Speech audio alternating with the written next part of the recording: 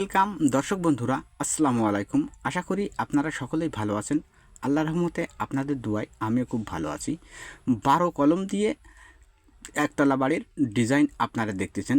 12 কলম দিয়ে এই বাড়িটার দৈর্ঘ্য আছে 32 ফিট এবং প্রস্থ আছে 36 ফিট। এই 32 ফিট বাই 36 ফিট জায়গার উপরে 12টা কলম দিয়ে এই বাড়ির নির্মাণের কাজ করা হচ্ছে। দর্শক, আমরা এখানে যে কাজগুলো করতেছি খুবই সুন্দরভাবে। আপনারা ভিডিও শুরু থেকে শেষ পর্যন্ত একটু ধৈর্য ধরে দেখবেন, তাহলে আপনারা দেখতে পারবেন বা বুঝতে পারবেন যে আমাদের কাজগুলো কেমন হচ্ছে। এই আমরা যে মেন গেট, এই মেন গেট থেকে আমরা কিন্তু বিল্ডিংয়ের ভিতরে যাব এবং আমাদের মেন গেটের সিঁড়ির নিচে দিয়ে কিন্তু মেন গেটটা করা হয়েছে। আমরা সিঁড়ির ঘরের সাথে কিন্তু মেন গেটটা করেছি। দর্শক, এখানে যে মিস্ত্রি ভাই কাজ করতেছে, এই চারটে বেডরুম দিয়ে আমরা এই বাড়িটা টোটাল বাড়িটা কাজ করতেছি। এই 4 বেডরুম দিয়ে 4টা বেডরুম এবং একটি কিচেন থাকবে, 2টি টয়লেট থাকবে, আরও থাকবে বড়সড় একটি ডাইনিং।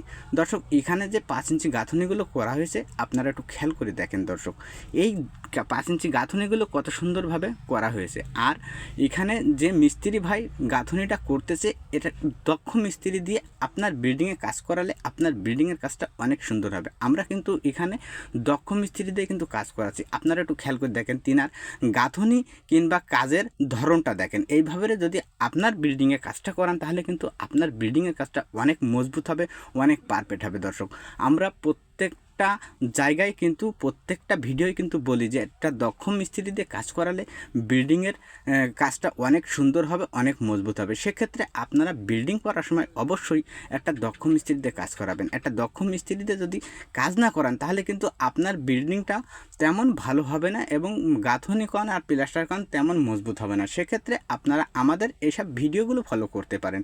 এইসব ভিডিওগুলো ফলো করে আপনারা দেখে তারপরে বিল্ডিংয়ের কাজ করাতে পারেন। গ্রামের ভিতরে খুবই অল্প বাজেটের মধ্যে এই ধরনের বিল্ডিং করতে পারেন। আমরা এখানে যে সিঁড়িটা দেখতেছেন দর্শক, এই সিঁড়িটা কিন্তু খুবই অসাধারণ সিঁড়ি। সিঁড়ির ধাপগুলো দেখেন, যেমন ধাপগুলো হয়েছে ঠিক তেমন কিন্তু সিঁড়িটার ফিনিশিং এসেছে। এইভাবে যদি আপনার বিল্ডিংটা সম্পূর্ণটা সঠিক নিয়মে যদি কাজ করানো যায় তাহলে কিন্তু আপনার বিল্ডিংটাই অনেক সুন্দর কাজ হবে এবং কম খরচের ভিতরে আশা করা যায় কম খরচের ভিতরে গ্রামের মধ্যে একতলা 4 রুমের একতলা বাড়ি করা সম্ভব হবে।